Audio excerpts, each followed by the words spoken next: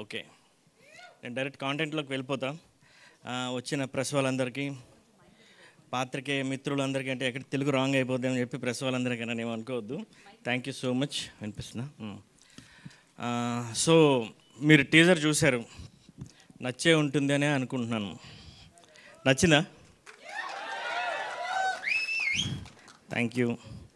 So శివుడు రక్షించాలి అనుకుంటే ఈ లోకంలో నిన్ను ఎవరు శిక్షించాలి అనుకున్నా అవ్వదు. శివుడు శిక్షించాలి అనుకుంటే ఈ లోకంలో నిన్ను ఎవరు రక్షించాలనుకున్నా కుదరదు. సో శివుడి దగ్గరికి వచ్చే ముందు ఒక్కసారి భాగవతంలో ఒక్కసారి బ్యాక్ వెళ్దాం. నేను కథని లీక్ చేస్తున్నాం. విష్ణుపక్షం, విష్ణులోకం, బయట ఇద్దరు ద్వారపాలకులు ఉండేవారు. ఇది మీకు తెలిసిన కథే, జయ విజయ. వెరీ గుడ్, స్టోరీ లీక్ అయింది. జయ విజయ. సో వీళ్ళిద్దరూ ఉండగా ఒకరోజు బాల ఋషులు విష్ణువుని సందర్శించడానికి వచ్చి వాళ్ళు ఆ ద్వారాన్ని ఓపెన్ చేయమంటే అజయుడు విజయుడు ఇద్దరు వాళ్ళని కమెంట్ చేస్తారు, చిన్నాళ్ళు మీరేంటి సోయిన్సో సోయిన్సో అని. వాళ్ళ కోపం వచ్చి వాళ్ళు అజయుడిని విజయుడిని ఇద్దరిని కలిపి శపిస్తారు చాలా భయంకరంగా. అమ్మో వీళ్ళు చాలా పవర్ఫుల్ అనుకొని జయ విజయ ఇద్దరు కలిసి శ్రీ విష్ణువు దగ్గరికి పరిగెడతారు. పరిగెట్టుకుంటూ వెళ్ళి కాలువ పడిపోతారు. ప్రభు, వీళ్ళని తక్కువ అంచనా వేసాం, వీళ్ళు మమ్మల్ని శపించారు, మా పరిస్థితి అంటే మాకు అర్థం కావట్లేదు అంటే శ్రీ విష్ణువు ఆయన అంటారు, అబ్బాయి లేదు, మీరు చేసిన తప్పు. వాళ్ళు ఒక్కసారి శపించారు అంటే దాన్ని వెనక్కి తీసుకోవడం అనేది కష్టం. సో ఖచ్చితంగా ఆ శిక్షను అనుభవించాల్సిందే అని చెప్పేసి శ్రీ విష్ణు అంటారు. అంటే మరి ఎలా, దీనికి ఏమైనా రెమెడీ లేదా అంటే ఉంది. మీరిద్దరూ కలిసి భూమి మీదకి వెళ్ళి మంచిగా బతికి చాలా లేటుగా చచ్చి మళ్ళీ నా దగ్గరికి వస్తారా 3 జన్మలు ఎత్తి, లేకపోతే భూమి మీదకి వెళ్ళి చాలా చెడ్డ పనులు రాక్షసులుగా మారి అతి త్వరగా చచ్చి నా చేతుల్లోనే సంహరించబడి మళ్ళీ నా దగ్గరికే వచ్చేస్తారా అని చెప్పి 2 ఆఫర్స్ చేస్తారు ఆయన. ఎక్కువ కాలం బతకడం వేస్ట్, అక్కడ చాలా కష్టాలు ఉంటాయి, భూమి అంటే నా నరకం అని చెప్పేసి వాళ్ళు, మేము రాక్షసులాగే ఉంటాం, వేగంగా చచ్చిపోతాం, మీరే వచ్చి చంపేయండి అంటారు. సో మీకు తెలిసినట్టుగానే శ్రీ మహావిష్ణువు, నరసింహస్వామి ఇంకా రకరకాల రూపాల్లో వచ్చి 3 సార్లు కూడా వాళ్ళని చంపేస్తారు. అలా మొదటి జన్మకి వచ్చిన ఆయన జయ విజయాల్లో ఫస్ట్ జన్మకి వస్తారు హిరణ్యకశిపుడు, హిరణ్యాక్షుడు. హిరణ్యకశిపుడు రాగానే బ్రహ్మ కోసం విపరీతమైన తపస్సు చేస్తాడు. నాకు చావే లేని వరాన్ని ప్రసాదించు అని చెప్పి కోరుతాడు. బ్రహ్మ ప్రత్యక్షమై సరే అని చెప్పి ఆ వరాన్ని ఇస్తాడు. ఆ వరాన్ని తీసుకున్న హిరణ్యకశిపుడు విపరీతంగా విజృంభించి ముల్లోకాలను జయించి ఇంద్రుడిని సైతం ఓడించి ఇంకా నానా రకాలైన ఇబ్బందులు ప్రజలకి ఇదంతా చేసి, ఆయనకి చావు ఉండదు, ఎవరేం చేయలేరు, విష్ణువే ఏదో ఒక రూపంలో వచ్చి మళ్ళీ చంపాలి. ఇలా చేస్తున్న క్రమంలో ఆయన కైలాస పర్వతాన్ని కూడా కదపాలని చూస్తాడు. నీ తలపొగరుతో, నీ ఉన్మాదంతో స్వయాన పరమశివుడు కొలువున్నాడు అనుకుంటున్న కైలాస పర్వతాన్నే కదపాలని చూస్తే ఆ శివుడు వదిలేస్తాడా? వదిలేస్తాడు, మామూలుగా వదలం కాదు. సో 3 జన్మలు హిరణ్యకశిపుడు, హిరణ్యాక్షుడు, రావణాసురుడు, కుంభకర్ణుడు, పశుపాలుడు, దంతవక్తుడు, 3 జన్మలు తర్వాత 7వ మన్వంతరంలో కలియుగంలో మళ్ళీ నువ్వు జన్మిస్తావు అనేదే శాపం. సో శివానుగ్రహానికి గురి కాకుండా శివ ఆగ్రహానికి గురైన హిరణ్యకశిపుడు కలియుగంలో మళ్ళీ పుడతాడు. కానీ ఆ శివాన్ని, శివత్వాన్ని ఒకరి రూపంలో ఆ శివుడే ప్రత్యక్షంగా తీసుకొచ్చి చావలేని రఘురామ్ అనే ఒక కలియుగం సైంటిస్ట్, వెరీ క్రూయల్ సైంటిస్ట్ని చంపడానికి శివుడే ప్రత్యక్షంగా శివం పార్ట్ 1 రూపంలో వస్తాడు. ఆ శివం, ఆ శివత్వమే మిస్టర్ ఏ మిస్టర్ ఏ అరవింద్ కృష్ణ. సో శివుడు వచ్చి ఆయనకి స్పెషల్గా వరాలు ఏమెవరు, ఎక్కడో ఏదో దొరికి ఆయనకి సడన్గా పవర్స్ కూడా రావు. చిన్నప్పటి నుంచి ఆయన కష్టాలు ఆయనే పడతాడు, ఆయనే బంగురుకుంటూ, ఆయనే లేస్తూ, ఆయనే పరిగెడుతూ ఒక పర్టికులర్ పాయింట్స్ వచ్చేసరికి తన పవర్స్ని తానే తీసుకుంటాడు. కానీ ఎందుకు తీసుకున్నాడు, ఆ తర్వాత ఆయన ఏం చేశాడు, మరి ఆ హిరణ్యకశిపుడు అనబడే ఒక రఘురామ్, ఈయనకి ఈ యుగంలో కూడా చావు ఉండదు. మరి ఆ రఘురాము అంతటి ముల్లోకాలని జయించిన వాడు, ఇంద్రుడిని సైతం ఓడించిన వాడు, చావే లేని మహారాజు, cruel star mister Raghuram. He's playing that scientist. So cinema మొత్తం కంప్లీట్గా విలన్ సెంట్రిక్లోనే వెళ్తుందండి. సో ఓకే,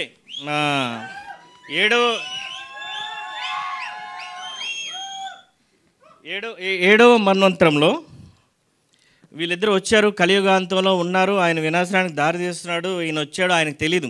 బేసిక్గా ఇంకార్నేషన్ అంటేనే మనం ఎందుకు పుట్టామో తెలియదు, ఎవరో ఒకరు వచ్చి ఏదో ఒకటి జరిగితే తప్ప. సో అలాంటి పరిస్థితుల్లో అదే భాగవతానికి యుగానికి చెందిన ఇంద్రుని ఆస్థానంలో 26 మంది అప్సరసలు, అందులో మంజుకేసి, సుకేసి, మిశ్రకేసి, సులోచన, సౌదామిని, దేవదత్త, దేవసేన, మనోరమ, సుదతి, సుందరి, విగగ్ధ, వివిధ, బుద్ధ, సుమల, సంతతి, సునంద, సముఖి, మగధి, అర్జుని, సరళి, ధృతి, నంద, సుపుష్కల. వారిలో 5వ అప్సరస శ్రీ సౌదామిని గారికి పుట్టిన సంతానమే పంచకన్య. ఆమెకు దేవకన్య. పంచకన్య అంటే శ్రీ అహల్య, శ్రీ ద్రౌపది, శ్రీ కుంతి, శ్రీ తార మరియు శ్రీ మండోదరి దేవతల సమూహం. సో ఒక హీరో ఒక విలను కలవడానికి వాళ్ళకు ఒక గార్డియన్ ఏంజల్లా పనిచేసిన క్యారెక్టర్ చేసిందే జ్యోతి పూర్వజ్. సో ఆ దేవకన్య, నేను ట్విస్ట్ని రివీల్ చేశా, బట్ పర్వాలేదు, మీరు క్యాచ్ చేయలేరని నాకు తెలుసు. సో ఆమె అది పెర్ఫామ్ చేశారు. సో ఈ కథకి టీజర్లో చెప్తున్న రాముడికి శివుడికి సంబంధం ఏంటి, మరి 1వ జన్మలో హిరణ్యకశిపుడు వచ్చాడు, ఓకే, మరి రావణాసురుడి సంగతి ఏంటి, ఆయన యుగంలో వస్తాడు, పశుపాలుడి సంగతి ఏంటి, ఆయన యుగంలో వస్తాడు అనేది మనం ఫ్రాంచైజెస్ పరంగా వెళ్ళిపోదాం. ఇది ఈ సినిమాకి సంబంధించిన కథ. ఇకపోతే కథ మొత్తం చెప్పలేదు, కథలో ఒక లేయర్ మాత్రమే చెప్పా. సో బేసికల్గా a master piece is a mythological piece, a mysterious piece, mythological piece, a mysterious piece and a monster piece. ఈ 3 లేయర్స్ మధ్యలోనే సినిమా రన్ అవుతుంది. సినిమా బాగా వచ్చిందని, క్లైమాక్స్ యాక్షన్ సీక్వెన్సెస్ తీయాల్సి ఉంది. సో ఎడిటింగ్ కూడా నేను చేసా, ఫస్ట్ కట్ ముగ్గురు ఎడిటర్స్ పనిచేసాం. సినిమా కూడా ట్రైలర్కి అట్లాగే ఉంటుంది, అంతే స్పీడ్గా లేదు, క్లైమాక్సే ప్రతి సీన్లో ఉంటుంది, తిప్పేద్దాం. సో నేను ఎక్కడో దూరంగా ఒక విల్లు పెట్టి బాణం గురికొట్టి కొడదామని చూస్తున్నాను. సో అది కావాలంటే నాకు విల్లు కావాలి, అది చరణ్ డిఓపి, పర్ఫెక్ట్. యారో కావాలి మర్జక్ సార్, మర్జక్ సార్ రీజనల్ హెడ్ అండి ఆయన, యోగి గారు. సో నా కళ్ళు కూడా ఫోకస్డ్గా ఉండాలి. మా ఎడిటర్ నాతో పాటు పనిచేశారు శివ సర్వాణి అండ్ చీఫ్ ఎడిటర్ మనోజ్. మరి ఈ సినిమాకి 4 మనోజులు ఉన్నారండి, అందరికీ పాపలు ఒకేసారి పుట్టలేదు. సో అలాగే మ్యూజిక్ డిపార్ట్మెంట్ కానీ మీరు చూసుంటారు, మ్యూజిక్ ఎస్ఎఫ్ఎక్స్ ఆశీర్వాద్ గారు, సుమన్ గారు చేశారు. వాళ్ళు పెద్ద ఫిల్మ్స్కి ఇంక్లూడింగ్ బాహుబలి, ఓం శాంతి వాళ్ళందరికీ చాలా వరకు 50% ఆఫ్ ది ఫిల్మ్ వాళ్ళు బ్యాక్గ్రౌండ్ గోస్ట్ మ్యూజిక్ డైరెక్టర్స్ అండి. బయటికి కనబడరు, అన్ఫార్చునేట్లీ ఇప్పుడు స్టేజ్ మీద కూడా రాలేదు వాళ్ళు, నిజంగా గోస్ట్లే. And editors music and SFX bank studios అని చెప్పేసి చెన్నై సతీష్ చేశారు. అండ్ మా పిఆర్ఓస్ జిఎస్కే మీడియా కానీ ఎవరివన్ కానీ, మేము ఒక చిన్న సినిమా లాగానే స్టార్ట్ చేసాం, కానీ వెళ్తున్న కొద్దీ ఒక్కొక్క పోస్టర్ బయటకు వస్తున్న కొద్దీ సంథింగ్ రోజు నేను ఎడ్యుకేట్ అవుతూ ఉంటే, రోజు ఒకసారి మార్కెట్ని అనలైజ్ చేస్తుంటే నాకు అనిపిస్తుంటుంది ఎందుకో ఇదేదో కొంచెం దారి తప్పుతుంది, కొంచెం డబ్బులు కావాలేమో, ఇంకొంచెం పెట్టాల్సి ఉంటుందేమో అని. సో నా ఫస్ట్ థాట్ ప్రాసెసింగ్ ఏదైతే జరిగిందో అది శ్రీకాంత్ గారితో జరిగిందని. ఆయన యూఎస్లో ఉండేవారు, ఇప్పుడు యాక్టర్ కూడా కాదు, ప్రొడ్యూసర్ అంట చెప్తున్నారు. సో ఈయనతో జరిగిందండి ఫస్ట్ 3 స్కెడ్యూల్స్ కూడా శ్రీకాంత్ గారే, ఐ మీన్ ఫౌండర్ అని చెప్పొచ్చు. ఆ తర్వాత కథలోనికి ఎప్పుడైతే ఆయన ట్రావెల్ చేస్తూ మా రఘురామ్ వచ్చారో, ఎప్పుడైతే మనీష్ ఎంటర్ అయ్యారో, ఫిల్మ్ తాలూకా ఆ రిచ్నెస్.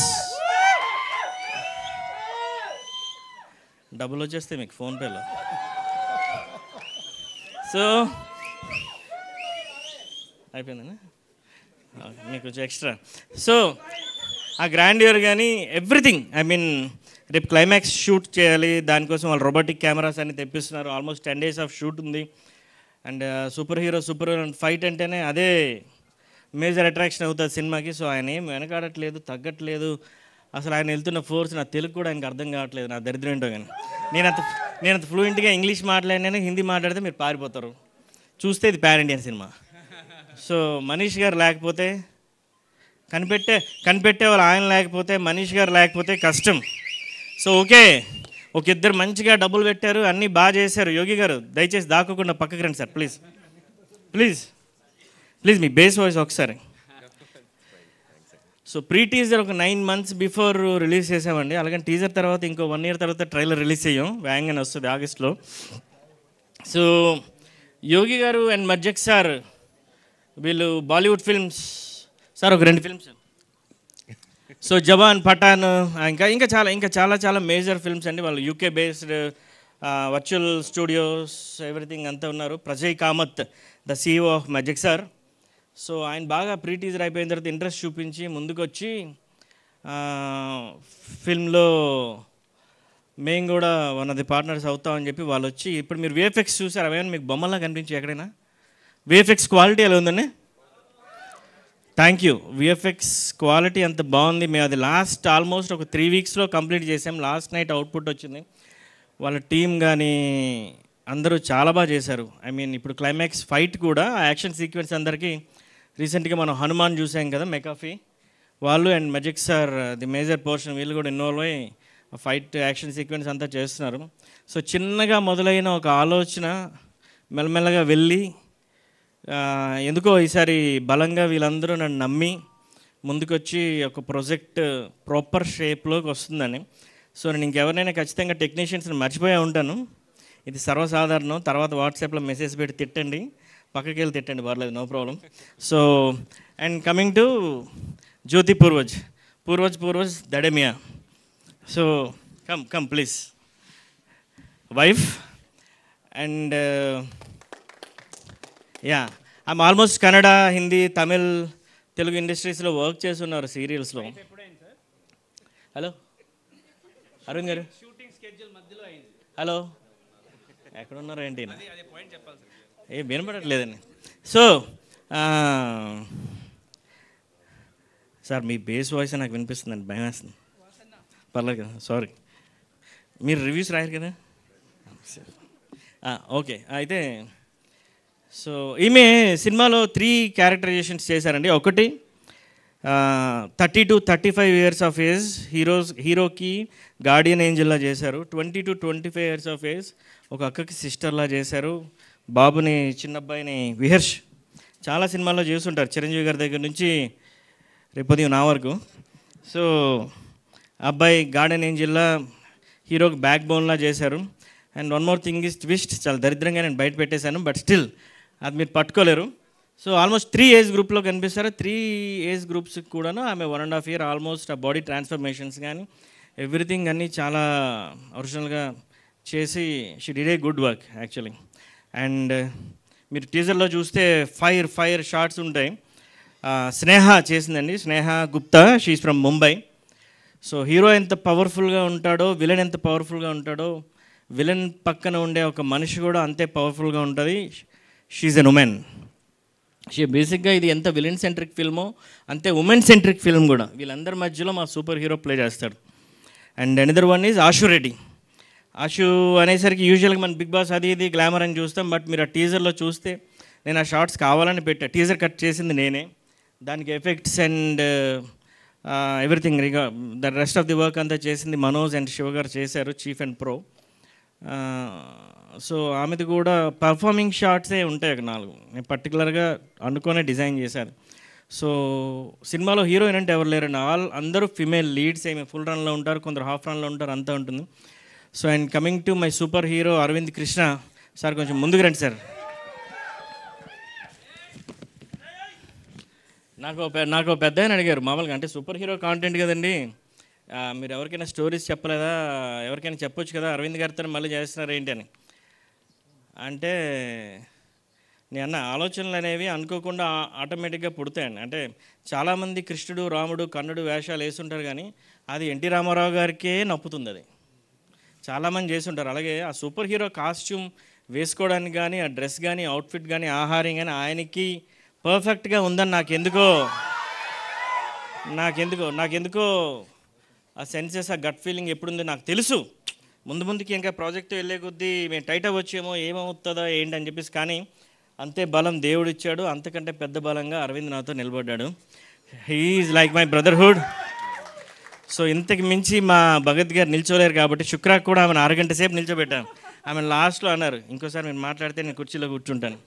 మ్యామ్ అయిపోయింది. సో దయచేసి ప్లీజ్ మమ్మల్ని కాస్త సపోర్ట్ చేయండి, షేర్ చేయండి, లైక్ కొట్టండి, సబ్స్క్రైబ్ మాత్రం చేయొద్దు please. Thank you very much. ఇంకే